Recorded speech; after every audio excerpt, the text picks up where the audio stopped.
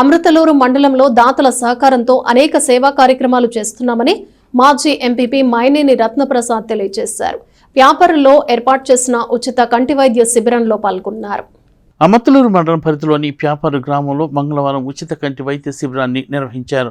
వెనిగళ్ల సుబ్బయ్య, లలితమ్మ జ్ఞాపకార్థం ఇందిరా ప్రియదర్శిని గిరిజన backward class మహిళా మండలి నిర్వాహకులు వేములపల్లి శ్రీధర్, జయశ్రీల ఆధ్వర్యంలో గూడవల్లి ఎల్వి ప్రసాద్ కంటి వైద్యశాల సహకారంతో ఈ వైద్య శిబిరం నిర్వహించారు. వైద్య శిబిరాన్ని వెల్లటూరు గ్రామానికి చెందిన కాట్రగడ్డ గోపాల్ ప్రారంభించారు. ఈ సందర్భంగా మైనేని రత్నప్రసాద్ మాట్లాడుతూ అమర్తలూరు మండల పరిధిలోని ప్యాపారు, బోడపాడు గ్రామాలకు చెందిన నిరుపేదల ఉపయోగార్థం ఈ ఉచిత కంటి శిబిరం ఏర్పాటు చేసినట్లు తెలిపారు.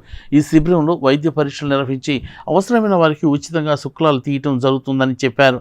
వైద్య శిబిరానికి హాజరు కాని వారు అమర్తలూరు, పొన్నూరులో ఎల్వి ప్రసాద్ విజన్ సెంటర్లు ఉన్నాయని అవసరమైన వారు ఉపయోగించుకోవాలని కోరారు.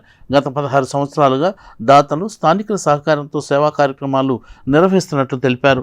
కార్యక్రమంలో Ramineni Satvik, Alaparthi Seenu, Moparthi Rambabu, Dasari Ramesh, Chandolu Suresh, Sheku Rahamathulla, Moparthi Vijayavardhan, technician Kolluri Anandakumari, area coordinator Damarla Sarala తదితరులు పాల్గొన్నారు.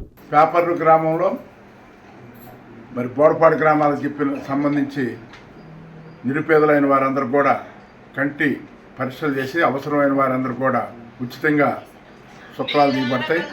దీంట్లో పూర్తిగా దీనికి సంబంధించి వెనిగళ్ల లలితమ్మ మరి సుబ్బయ్య గారి జ్ఞాపకార్థం వారి మనవడు వేములపల్లి శ్రీధరు, జయశ్రీ దంపతులు మరి ఈ కార్యక్రమాన్ని ఇక్కడ ఏర్పాటు చేయడం జరిగింది. ఈ కార్యక్రమం అనేది ఇక గత సంవత్సరం రాష్ట్ర ప్రభుత్వం చేస్తుందని మేము గత 16-17 సంవత్సరాలు చేస్తూ గత సంవత్సరం చేయలే. మరి ఈ సంవత్సరం అన్ని గ్రామాల్లో స్థానికుల సహకారంతో మరి ఎల్వి ప్రసాద్ హాస్పిటల్ నడింపల్లి వారు మరి దీనికి పూర్తిగా మరి ఆ సిబ్బంది కానీ వారు సహకరిస్తుంటారు. కాబట్టి దీన్ని కంటిన్యూగా అన్ని గ్రామాల్లో చేపట్టడానికి ఈ సంవత్సరం ప్రత్యేకంగా మా మిత్ర బృందం తీసుకుంది. దీనికి ప్రప్రదంగా ఈ పేపర్ వృద్ధాశ్రమంలో మరి శ్రీధర్ గారు, జయశ్రీ గారి దంపతులు దీన్ని ఏర్పాటు చేయడం ప్రత్యేకంగా వారి కృతజ్ఞతలు. అట్లాగే దీన్ని అందరూ కూడా సద్వినియోగం చేసుకోవాలి. మరి